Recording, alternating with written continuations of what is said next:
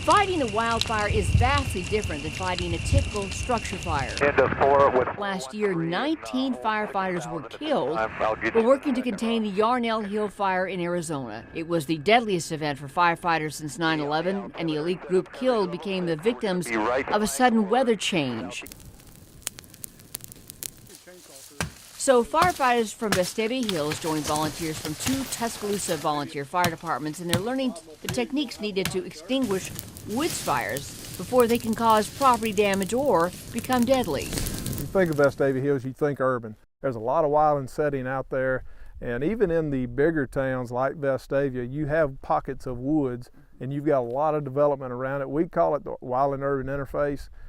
That's an issue in its own, but that's another reason why we want to train these departments. Fighting any kind of brush or woods fire is entirely different from battling a structure blaze. The clothing is different, the tools are different, water may be in short supply or non-existent, so first responders often do something counterintuitive to their training. A lot of times we will fight fire with fire, using fire to snuff out a fire, and sometimes fire departments question, that sometimes when they've been spraying thousands of gallons of water, we show up and put more fire on the ground to put it out.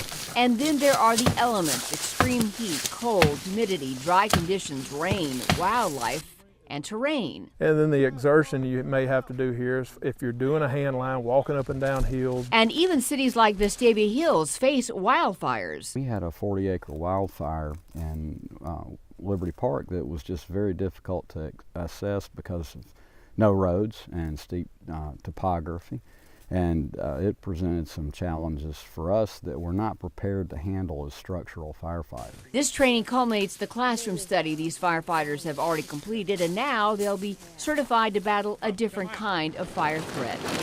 At Tannehill State Park, Karen Church, Fox 6 News on your side.